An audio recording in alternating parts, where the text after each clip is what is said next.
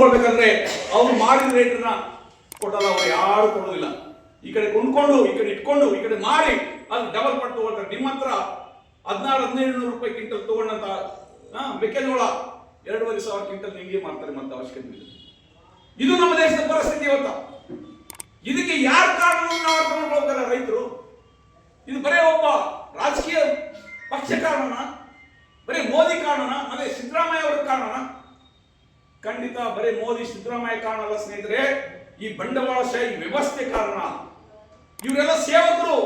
ಸಿದ್ದರಾಮಯ್ಯ ಮೋದಿ ಎಲ್ಲ ಯಾರ ಸೇವಕರು? ರೈತರ ಸೇವಕರಲ್ಲ, ಅಂಬಾನಿ ಅದಾನಿ ಬಂಡವಾಳಶಾಹಿಗಳ ಸೇವಕರು. ಅವರು ಸೇವೆಯನ್ನು ಮಾಡಲಿಕ್ಕೆ ಟೊಂಕ ಕಟ್ಟಿ ನಿಂತಿದ್ದಾರೆ. ಅವರಿಗೆ ಹೇಳುವುದಕ್ಕೆ ಆಗಬಾರ್ದು, ಜಿಂದಾಲ್ ಕಂಪನಿಗೆ ಧಕ್ಕೆ ಆಗಬಾರ್ದು, ರೈತರಿಗೆ ಧಕ್ಕೆ ಆಗಲಿ. ರೈತರ ಭೂಮಿ ಕಬಳಿಸಿದ್ರೆ, ರೈತರು ಹೋರಾಟ ಮಾಡಿದ್ರೆ ಪೊಲೀಸರು ಬಂದು ಪ್ರೊಟೆಕ್ಷನ್ ಯಾರಿಗೆ ಕೊಡ್ತಾರೆ? ರೈತರಿಗಲ್ಲ, ಆ ಜಿಂದಾಲ್ ಕಂಪನಿ ಓನರ್ ಪ್ರೊಟೆಕ್ಷನ್ ಕೊಡ್ತಾರೆ. ಯಾರಿಗೆ ಕೊಡ್ಬೇಕು? ನ್ಯಾಯಯುತವಾಗಿ, ನಮ್ಮ ಸಂವಿಧಾನಬದ್ಧವಾಗಿ ಪೊಲೀಸರು ಪ್ರೊಟೆಕ್ಷನ್ ಕೊಡ್ಬೇಕಾಗಿದ್ದು ಕಂಪನಿ ಮಾಲೀಕರಿಗಲ್ಲ, ರೈತರು ಕೊಡ್ಬೇಕು ಪ್ರೊಟೆಕ್ಷನ್. ಅವ್ರ ರೈತರನ್ನ ಬಂದೂಕು ಎಕಡ್ತಿರ್ತದೆ, ಕಂಪನಿ ಮಾಲೀಕರ ಪರವಾಗಿಲ್ಲ, ರೈತರ ಪರವಾಗಿ ಬಂದೂಕು ಇರ್ತಾರೆ. ಅವರು ಲಾಠಿ ಚಾರ್ಜ್ ರೈತರ ಮೇಲೆ ಆಗ್ತದೆ. ಹಾಗಾಗಿ ಯಾರ ಪರವಾಗಿದ್ರೆ ಪೊಲೀಸ್ ಆಗಲಿ, ಮಿಲಿಟರಿ ಆಗಲಿ, ನಮ್ಮ ರಾಜಕಾರಣಿಗಳಾಗಲಿ ಯಾರ ಪರವಾಗಿದ್ದಾರೆ? ರೈತರ ಪರವಾಗಿಲ್ಲ, ಕೂಲಿಕಾರರ ಪರವಾಗಿಲ್ಲ, ಕಾರ್ಮಿಕರ ಪರವಾಗಿಲ್ಲ, ಬಂಡವಾಳಶಾಹಿಗಳ ಪರವಾಗಿದ್ದಾರೆ. ಇದನ್ನು ನಾವು ಅರ್ಥ ಮಾಡ್ಕೊಳ್ಬೇಕು. ಇವತ್ತು ಮೋದಿ ಇಷ್ಟೆಲ್ಲ ನೀತಿಗಳನ್ನು ತರ್ತಾ ಇರೋದು ಯಾರಿಗೋಸ್ಕರ? ಅಂಬಾನಿ ಅದಾನಿ ಪಾಕೆಟ್ ತುಂಬಲಿಕ್ಕೆ, ಅವ್ರು ಜೇಬ್ ಭರ್ತಿ ಮಾಡ್ಲಿಕ್ಕೆ ತರ್ತಾ ಇದ್ದಾರೆ. ನಮ್ಮ ರೈತರ ಹಿತಾಸಕ್ತಿ ಕಾಪಾಡ್ಲಿಕ್ಕಲ್ಲ. ದಯವಿಟ್ಟು ನೀವು ಅರ್ಥ ಮಾಡ್ಕೊಳ್ಳಿ. ಇಲ್ಲದೆ ಇದ್ರೆ ನಾವು ಮೋಸಕ್ಕೊಳಗಾಗ್ತೀವಿ.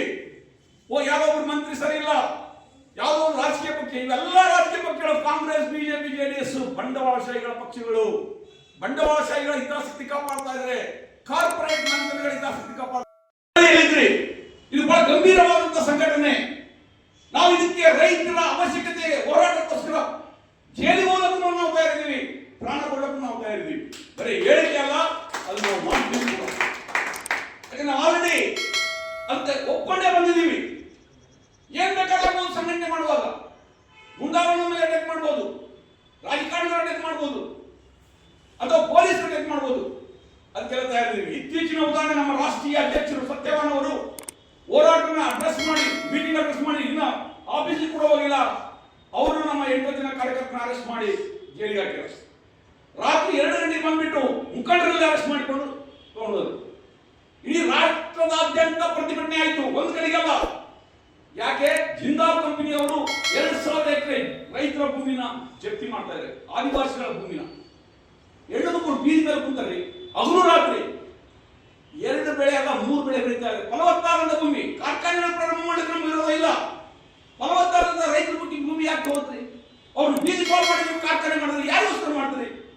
ನೀವು ಉದ್ಯೋಗ ಕೊಡ್ತೀವಿ ಅಂತ ಹೇಳ್ತೀರಿ, ಕಾರ್ಖಾನೆ ಮೂಲಕ ಹೋಗ್ತೀವಿ, ಉದ್ಯೋಗ ಕೊಡ್ತೀವಿ. ಅಲ್ಲಿ ಇವ್ರು ಬೀದಿ ಕಾಲ್ ಆಗ್ತಾರಲ್ಲ, ಇವ್ರಿಗೆ ಉದ್ಯೋಗ ಯಾರು ಕೊಡ್ತಾರೆ? ಇವತ್ತು ಮೈಸೂರಿನಲ್ಲಿ 20 ವರ್ಷಗಳಿಂದ ಕಾರ್ಖಾನೆ ಪ್ರಾರಂಭ ಆಗಿದೆ. ಅವ್ರು ಮುಚ್ಚಳಿಕೆ ಹೊರಕೊಟ್ರ, ಯಾರು ಭೂಮಿ ಕೊಡ್ತಾರೆ ನಮ್ಮ ಕಾರ್ಖಾನೆಗೆ ಅವ್ರಿಗೆ ಉದ್ಯೋಗ ಕೊಡ್ತೀವಿ ಅಂತ ಹೇಳಿ. 20 ವರ್ಷದವರೆಗೆ ಎಷ್ಟು ಪ್ರಯತ್ನ ಮಾಡಿದ್ರು ಭೂಮಿ ಕೊಡಲಿಲ್ಲ. ಇತ್ತೀಚೆಗೆ ಕಳೆದ 1-1.5 ವರ್ಷದಿಂದ ನಮ್ಮ ಎಐಕೆಎಂಎಸ್ ರೈತ ಸಂಘದಿಂದ ನಾವು ಹೋರಾಟ ಮಾಡಿ 170 ಜನಗಳಿಗೆ, ರೈತ ಮಕ್ಕಳಿಗೆ ನಾವು ಕೆಲಸವನ್ನು ಇಸ್ಕೊಟ್ಟಿದ್ದೀವಿ ಹೋರಾಟದ ಮೂಲಕ. ಇದು ಯಾರ ಕಾನ್ಸ್ಟಿಟ್ಯೂಷನ್ ಅಲ್ಲಿ? ಈ ರಾಜ್ಯದ ಮುಖ್ಯಮಂತ್ರಿ ಸಿದ್ದರಾಮಯ್ಯನವರ ವರ್ಣ ಕಾನ್ಸ್ಟಿಟ್ಯೂಷನ್ ನಲ್ಲಿ ನಡೆದಿರುವಂತಹ ಘಟನೆ. ಮೈಸೂರಿನ ಕಾರ್ಖಾನೆಗಳಲ್ಲಿ ಉದ್ಯೋಗ ಕೊಡಬೇಕು ಬೀದಿ ಪಾಲ್ ಮಾಡಿರುವಂತಹ ಯುವಕರನ್ನ ರೈತರ ಸಂಘಟನೆ ಮಾಡಿ ಹೋರಾಟ ಮಾಡಿ ಯಶಸ್ವಿಯಾಗಿ ಅವರಿಗೆ ಉದ್ಯೋಗವನ್ನು ಕೊಡಿಸಲಿಕ್ಕೆ ನಮ್ಮ ಎಐಕೆಎಂಎಸ್ ರೈತ ಸಂಘಟನೆ ಸಾಧ್ಯ ಆಗಿದೆ. ಅವ್ರ ಕಂಪನಿ ಮಾಲೀಕರೇ ಯಾಕೆ ನೀವು ಹೋರಾಟ ಮಾಡ್ತೀರಿ? ನಿಮ್ಗೆ ಏನಾದ್ರು ಬೇಕಾದ್ರೆ